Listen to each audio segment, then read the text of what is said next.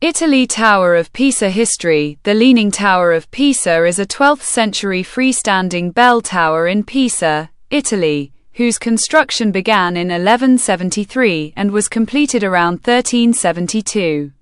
It is famous for its dramatic lean, which started shortly after construction began due to shallow foundations and unstable soil. Built as part of the Piazza dei Miracoli, Square of Miracles. The tower's construction was a complex process that took almost 200 years and was halted several times. Construction and design. Beginnings. Construction began in 1173 with the intent to build a freestanding bell tower for the nearby Pisa Cathedral. Medieval style.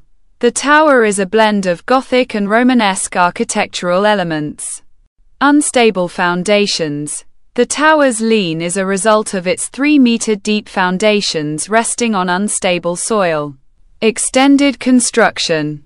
Work on the tower was delayed multiple times due to wars and the instability that began to appear early in the construction process. The lean, early tilting. The tower started to tilt noticeably after the second floor was built, just 5 years into the project. Historical significance. The lean has made the tower one of the most iconic and photographed landmarks in the world. Stabilization efforts. The tower has undergone significant stabilization work, particularly in the late 20th century, to correct its lean and prevent collapse. Legacy. Symbol of Pisa. The Leaning Tower is a global icon and a central feature of Pisa's historical complex known as the Piazza dei Miracoli.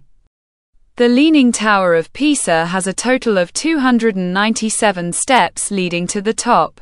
Time. You have a total of 30 minutes to climb up.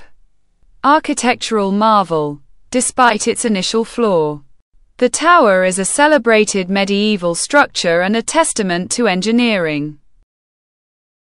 इटालीको पिसा टावरको इतिहास पिसाको जुकाव tower इटालीको पिसामा रहेको 12औं शताब्दीको फ्रीस्ट्यान्डिङ बेल tower हो, जसको निर्माण 1173 मा सुरु भएको थियो र 1372 तिर सम्पन्न भएको थियो। यो यसको नाटकीय झुकावको लागि प्रसिद्ध छ, जुन उथले जग र अस्थिर माटोको कारण निर्माण सुरु भएको केही समयपछि सुरु भयो। पियाजा दे मिराकोली, चमत्कारको वर्गको भागको रूपमा निर्मित टावरको निर्माण एक जटिल प्रक्रिया थियो जसमा लगभग 200 वर्ष लाग्यो र धेरै पटक रोकिएको थियो। निर्माण र डिजाइन सुरुवात। नजिकैको पिसा क्याथेड्रलको लागि फ्रीस्ट्यान्डिङ बेल टावर निर्माण गर्ने उद्देश्यले 1173 मा निर्माण सुरु भयो। मध्ययुगीन शैली टावर गोथिक र रोमनेस्क वास्तुकला तत्त्वहरूको मिश्रण हो। अस्थिर जगहरू। टावरको झुकाव यसको 3 मिटर गहिरो जग अस्थिर माटोमा अडिएको परिणाम हो। विस्तारित निर्माण।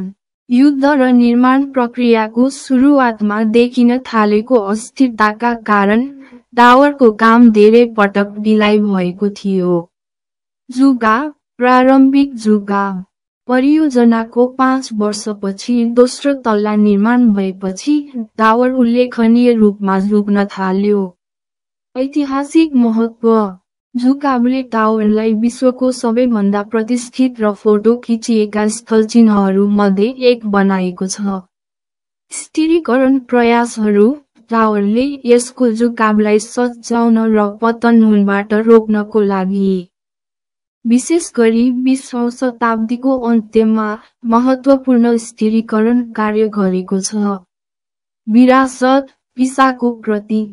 जुकाव टावर एक विश्वव्यापी आइकन हो र पिसाको ऐतिहासिक परिसरको केन्द्रीय विशेषता हो जुन पियाजा दे मिराकोली भनेर चिनिन्छ।